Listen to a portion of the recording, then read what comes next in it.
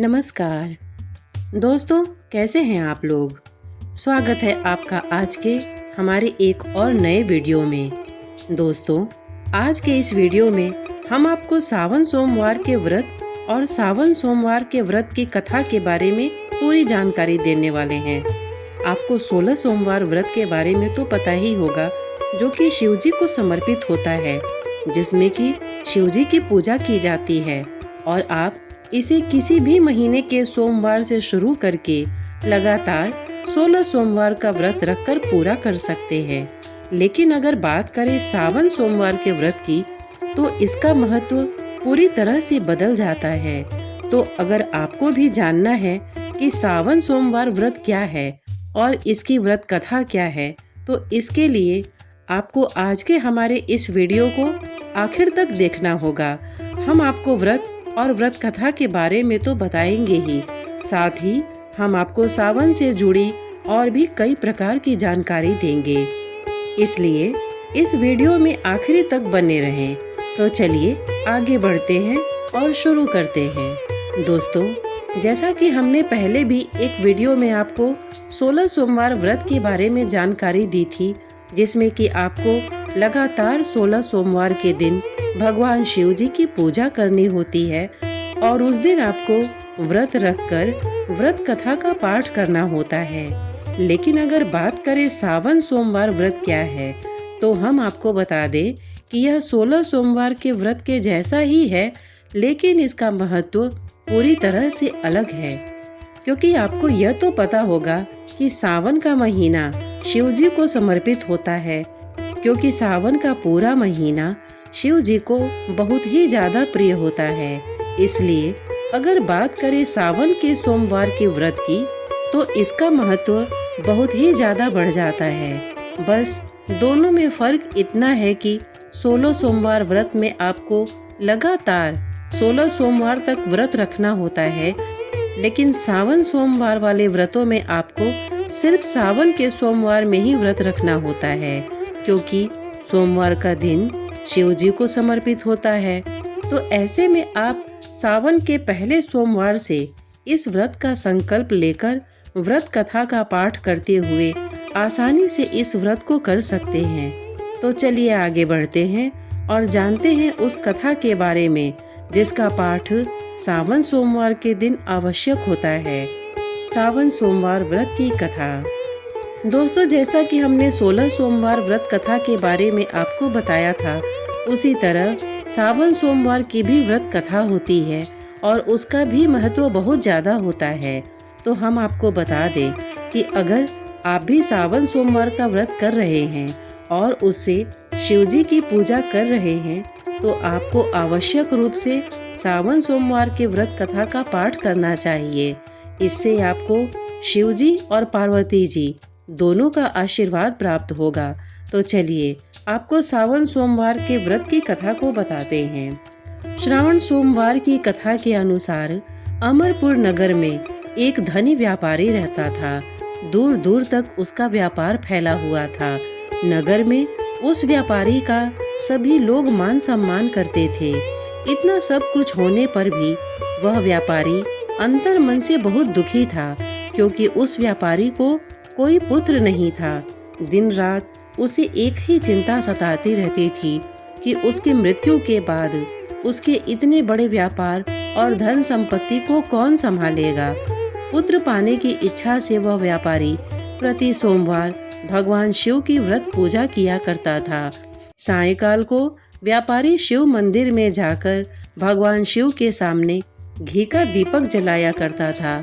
उस व्यापारी की भक्ति देखकर एक दिन पार्वती ने भगवान शिव से कहा, हे प्राणनाथ, यह व्यापारी आपका सच्चा भक्त है। कितने दिनों से यह सोमवार का व्रत और पूजा नियमित कर रहा है। भगवान, आप इस व्यापारी की मनोकामना अवश्य पूर्ण करें। भगवान शिव ने मुस्कुराते हुए कहा, हे पार्वती, इस संसार में सबको उसके कर्म के अनुसार फल की प्राप्ति होती है। प्राणी जैसा कर्म करते हैं, उन्हें वैसा ही फल प्राप्त होता है। इसके बावजूद पार्वती जी नहीं मानी। उन्होंने आग्रह करते हुए कहा, नहीं प्राणनाथ, आपको इस व्यापारी की इच्छा पूरी करनी ही पड़ेगी। यह आपका अनन्य भक्त है। प्रति सोमवार आपका विधिवत व्रत रखता है और पूजा अर्चना के बाद आपको भोग लगाकर एक समय भोजन ग्रहण करता है। आपको इसे पुत्र प्राप्ति का वरदान देना ही होगा। पार्वती का इतना आग्रह देखकर भगवान शिव ने कहा, तुम्हारे आग्रह पर मैं इस व्यापारी को पुत्र प्राप्ति का वरदान देता हूँ, लेकिन इसका पुत्र 16 वर्ष से अधिक जीवित नहीं रहेगा। उसी रात भगवान शिव ने स्वप्न में उस व्यापारी को दर्शन देकर उसे पुत्र प्राप्ति का वरदान दिया और उसके पुत्र के 16 वर्ष तक जीवित रहने की बात भी बताई।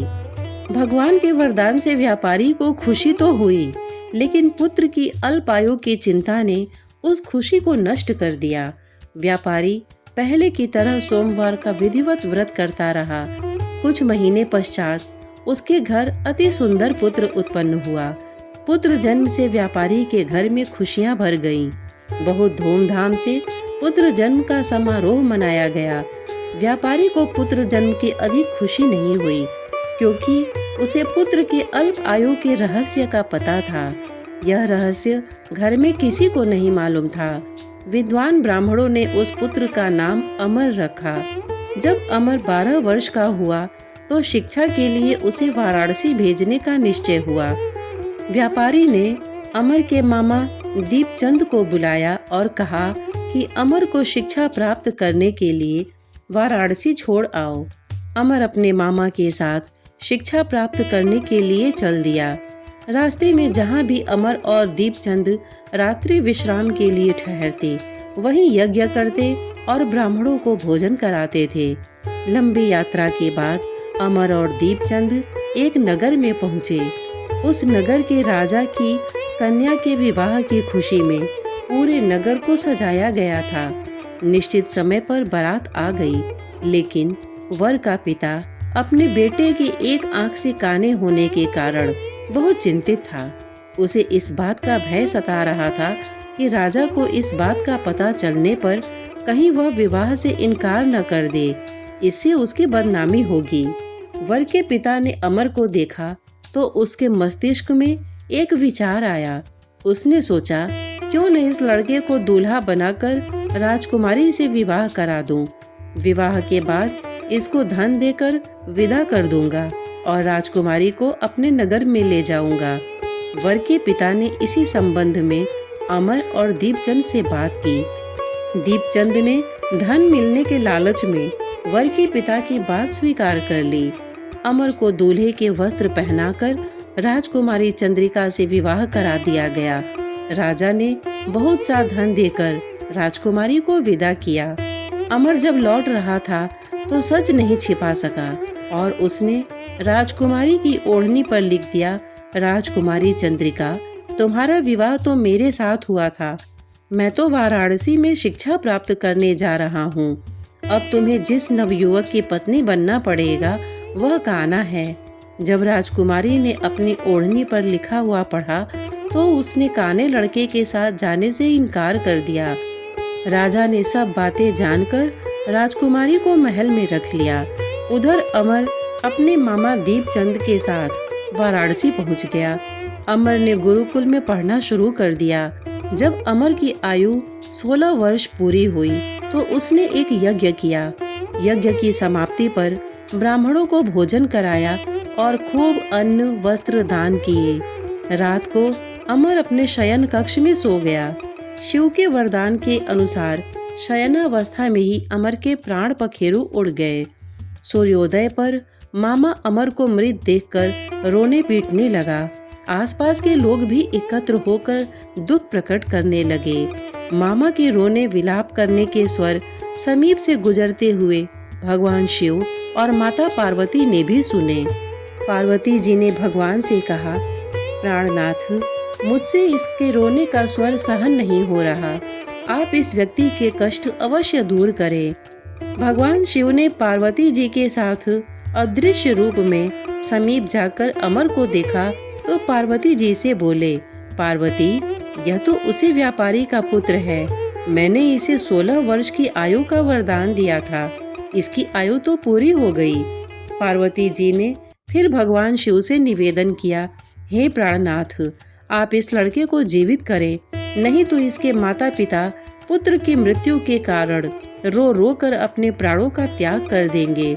इस लड़के का पिता तो आपका परम भक्त है, वर्षों से सोमवार का व्रत करते हुए आपको भोग लगा रहा है।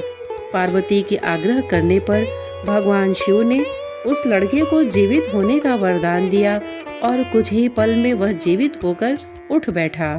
शिक्षा समाप्त करके अमर मामा के साथ अपने नगर की ओर चल दिया। दोनों चलते हुए उसी नगर में पहुँचे जहाँ अमर का विवाह हुआ था। उस नगर में भी अमर ने यज्ञ का आयोजन किया। समीप से गुजरते हुए नगर के राजा ने यज्ञ का आयोजन देखा। राजा ने अमर को तुरंत पहचान लिया।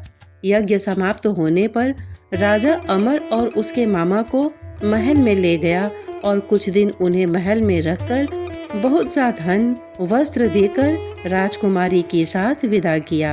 रास्ते में सुरक्षा के लिए राजा ने बहुत से सैनिकों को भी साथ में भेजा। दीपचंद ने नगर में पहुंचते ही एक दूत को घर भेजकर अपने आगमन की सूचना भेजी। अपने बेटे अमर के जीवित वापस लौटने की सूचना से व्यापारी बहुत प्रसन्न हुआ। व्यापारी ने अपनी पत्नी के साथ स्वयं को एक कमरे में बंद कर रखा था।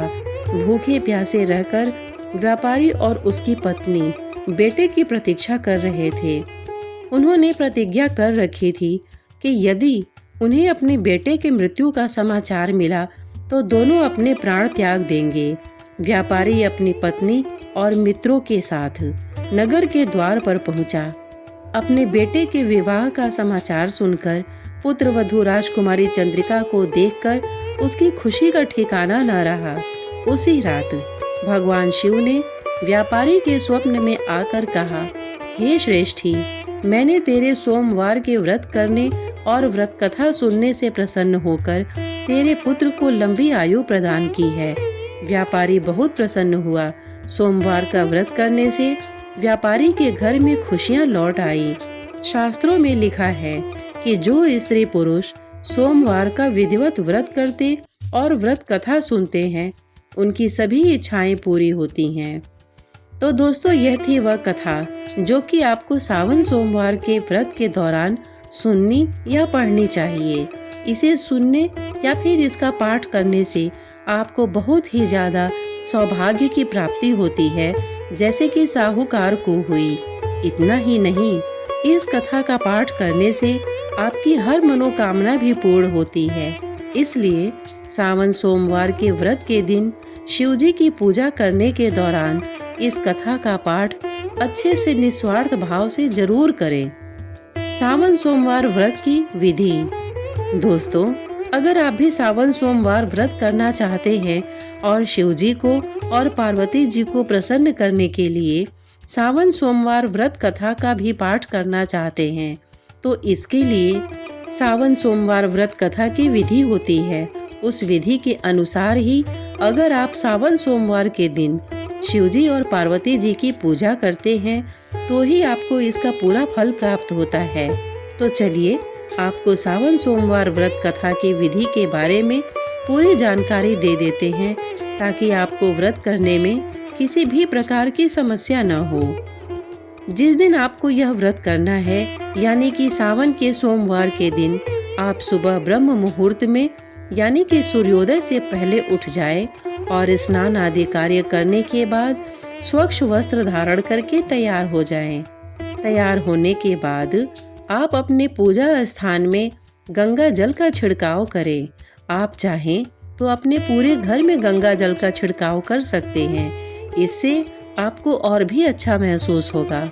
अगर आप चाहें तो अपने पास ही शिव मंदिर में जाकर शिवजी की पूजा कर सकते हैं, लेकिन अगर आप मंदिर नहीं जा सकते तो आप घर में ही शिवजी की प्रतिमा, मूर्ति या फिर शिवलिंग की मदद से शिवजी की आराधना कर सकते हैं। अगर आपके घर में शिवलिंग मौजूद है तो आप शिवलिंग का सबसे पहले जलाभिषेक करके पूजा को शुरू करें।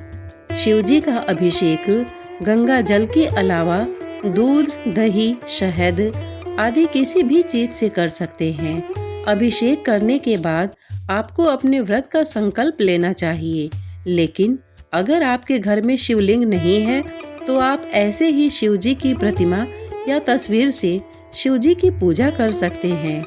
उसके बाद आपको शिव जी को धतूरा, बेलपत्र, दूबी, कनेर के फूल, कमल के फूल और नील कमल के फूल और इसी के साथ बेल का फल, भांग, चावल आदि अर्पित करना है। इससे भगवान शिव बहुत ही ज्यादा प्रसन्न होते हैं। इतना करने के बाद आपको शिव जी और पार्वती जी दोनों की पूजा करना है। इस बात का आप विशेष ध्यान रखें कि इस दिन आपको पार्वती जी की भी पूजा करनी है, वरना इस व्रत का पूरा फल नहीं मिलेगा। और इस बात का भी ध्यान रखें कि जब आप शिव जी और पार्वती जी की पूजा कर रहे हैं तब आप ओम नमः शिवाय मंत्र का उच्चारण अपने मन में करते रहें। सावन सोमवार व्रत कब से शुरू करें? दोस्तों, अगर बात है सावन सोमवार के व्रत कब से शुरू करना चाहिए तो हम आपको बता दें कि सावन के पहले सोमवार के दिन से ही सावन सोमवार के व्रत को शुरू करना बहुत ही शुभ माना जाता है। इससे व्यक्ति की हर मनोकामना पूर्ण होती है। सावन सोमवार व्रत में क्या खाना चाहिए? दोस्तों, अगर बात करें कि आप सावन सोमवार व्रत रखते हैं तो आप क्या क्या चीजें खा सकते हैं, तो हम आपको बता दें कि जिस दिन आप व्रत करते हैं यानी कि सोमवार के दिन, उस दिन आपको शाम को ही शिव जी की आरती करने के बाद अपना व्रत खोलना चाहिए। इससे पहले आप अन्न का एक दाना भी ग्रहण नहीं कर सकते। शाम को आरती के बाद व्रत खोलने के बाद आप ऐसा भोजन कर सकते हैं जिसमें कि नमक ना हो और इसी के साथ आप फलाहार भी कर सकते हैं, जैसे कि आप अपने खाने में सेब, केला, अनार, संतरा, अनानास आदि को शामिल कर सकते हैं। सावन सोमवार व्रत के नियम। तो अगर आप भी सावन सोमवार व्रत रखना चाहते हैं तो इसके ऐसी कई सारी बातें हैं जिसका आपको व्रत करने से पहले ध्यान रखना चाहिए, ताकि आपको आगे किसी भी प्रकार की समस्या का सामना न करना पड़े। क्योंकि जब तक आप इन नियमों का पालन करे बिना सोमवार का व्रत नहीं रखेंगे तब तक आपका व्रत व्यर्थ ही चला जाएगा और हम नहीं चाहते कि ऐसा हो। इसलिए चलिए आपको सावन सोमवार के व्रत के नियमों के बारे में बता देते हैं। अगर आप सावन सोमवार का व्रत करना चाहते हैं तो मैं आपको बता दूं कि पूजा, व्रत और कथा करते समय आपको स्वच्छता का पूरा ध्यान रखना चाहिए। आपको सुबह जल्दी उठकर स्नान करने के बाद स्वच्छ वस्त्र धारण करने के बाद ही पूजा करने हेतु तैयार होना चाहिए। अगर आप सावन सोमवार का व्रत कर रहे हैं तो इस बात का ध्यान रखें कि सावन सोमवार के दिन रात को शाम के समय ही व्रत को खोला जाता है। उससे पहले आपको अन्न का एक दाना भी ग्रहण नहीं करना है। शाम को शिव जी की आरती करने के बाद ही अपना व्रत खोलें। कई लोगों की यह मान्यता होती है कि सावन महीने में शिवलिंग का अभिषेक दूध से किया जाता है, तो व्रत करने वाले को दूध का सेवन नहीं करना चाहिए। हम आपको बता दें कि सावन महीने का व्रत करने को बहुत ही ज़्यादा महत्वपूर्ण माना जाता है। तो ऐसे में अगर आप भी सावन महीने के सोमवार के दिन व्रत करते हैं तो इस दिन आपको पूरी तरह से ब्रह्मचर्य का पालन करना चाहिए। आपको सावन के पूरे महीने में शराब, मांस, मदिरा और लहसुन प्याज जैसी चीजों को हाथ भी नहीं लगाना है। जब भी आप सावन सोमवार का व्रत कर रहे हैं तब आपको इस बात का ध्यान रखना चाहिए कि आपको हमेशा सकारात्मक सोच रखनी है। आपको कभी भी नकारात्मक सोच नहीं रखनी चाहिए और ना ही किसी का अपमान करना है।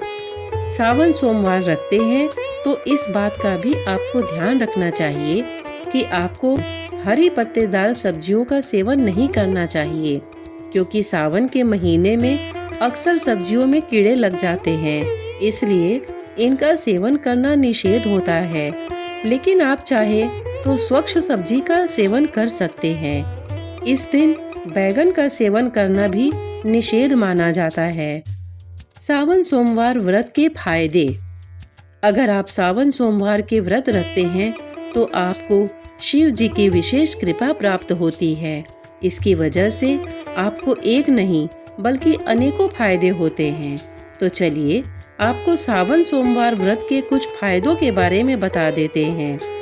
सावन सोमवार का व्रत करने का सबसे बड़ा फायदा यह होता है कि व्यक्ति के ऊपर शिव जी और पार्वती जी दोनों की विशेष कृपा बनी रहती है, जिसकी वजह से व्यक्ति की हर मनोकामना पूरी होती है जो कि वह शिव जी और पार्वती जी से मांगता है। इसलिए अगर आपकी भी कोई मनोकामना हो तो आप सावन सोमवार का व्रत करके उस मनोकामना को शिवजी और पार्वती जी से मांग सकते हैं।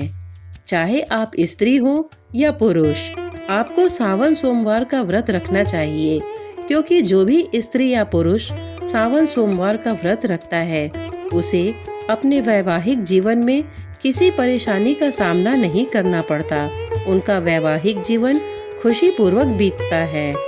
सावन सोमवार के दिन व्रत रखकर शिवजी और पार्वती जी की पूजा करने से शिवजी और पार्वती जी दोनों ही बहुत ज्यादा प्रसन्न होते हैं और भक्त की छोटी से छोटी और बड़ी से बड़ी दुखों का निवारण शिवजी स्वयं करते हैं। अगर कोई सावन सोमवार के दिन व्रत करता है और व्रत कथा का पाठ करते हुए शिवजी की आराधना करता है तो उस व्यक्ति को शिवजी स्वस्थ और निरोगी जीवन का वरदान देते हैं।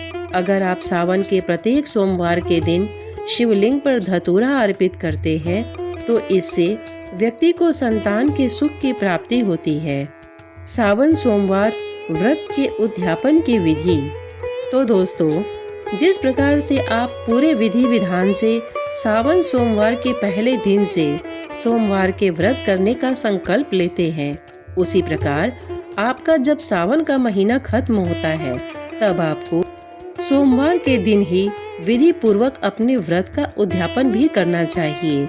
जब तक आप पूरे विधि विधान से अपने व्रत का उद्यापन नहीं करेंगे तब तक आपको आपके व्रत का फल नहीं मिलेगा। इसलिए जरूरी है कि पूरे विधि विधान से अपने व्रत का उद्यापन करें।